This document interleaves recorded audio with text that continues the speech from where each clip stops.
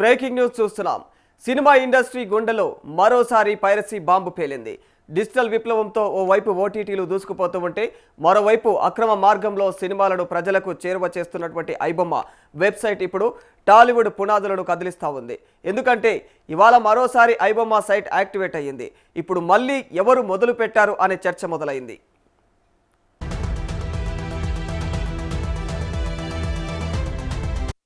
పోలీసులు ఇంత కఠినంగా వ్యవహరిస్తూ ఉన్నా దాన్ని మళ్ళీ ఎందుకు యాక్టివ్ చేశారు అన్న ప్రశ్నలు తలెత్తుతూ ఉన్నాయి.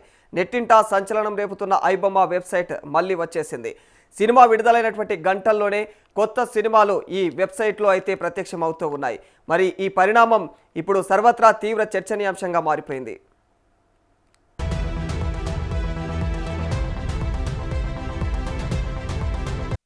గతంలో ఈ వెబ్సైట్లో అప్లోడ్ అవుతున్నటువంటి పైరసీ సినిమాల యొక్క వ్యవహారంలో ఇక ఇమంది రవి అరెస్ట్ అయ్యారు. ఆయన అరెస్టుతో ఈ యొక్క వెబ్సైట్ వ్యవహారానికి అయితే పూర్తిగా బ్రేక్ పడిందని చెప్పేసి అంతా భావించారు. రవి అరెస్ట్ అయినప్పటి నుంచి ఐబొమ్మ వెబ్సైట్లో ఎలాంటి యాక్టివిటీ లేదు. ఇక తమ యొక్క కార్యకలాపాలు ఆపేస్తున్నట్లుగా కూడా ఆ వెబ్సైట్ ప్రకటన కూడా విడుదల చేసింది.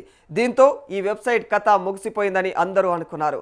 అయితే కేసుల నేపథ్యంలో గతంలో అరెస్ట్ అయినటువంటి రవి ఇప్పుడు బెయిల్ పైన బయట ఉన్నారు.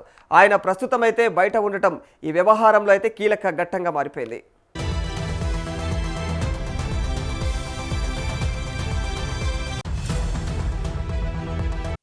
రవి బెయిల్ పైన బయట ఉన్నటువంటి ఈ సమయంలోనే సడన్గా అయితే ఐబొమ్మ వెబ్సైట్ మళ్ళీ ప్రత్యక్షం కావడం ఇప్పుడు హాట్ టాపిక్గా మారిపోయింది. అంతేకాకుండా యాక్టివిటీ లేని ఈ యొక్క వెబ్సైట్ నుంచి మరి ఇప్పుడు మళ్ళీ వరుసగా అయితే కొత్త సినిమాలు రావడం మొదలైంది. మరి థియేటర్లలో కొత్త సినిమాలు విడుదలైన గంటల్లోనే వెబ్సైట్లో ప్రత్యక్షం అవుతూ ఉన్నాయి. ఈ నేపథ్యంలో పలు అనుమానాలు వ్యక్తం అవుతూ ఉన్నాయి. అసలు ఇప్పుడు ఈ యొక్క ఐబొమ్మ వెబ్సైట్ను మళ్ళీ ఎవరు మొదలు పెట్టారు అన్నది ప్రధాన ప్రశ్నగా మారిపోయింది.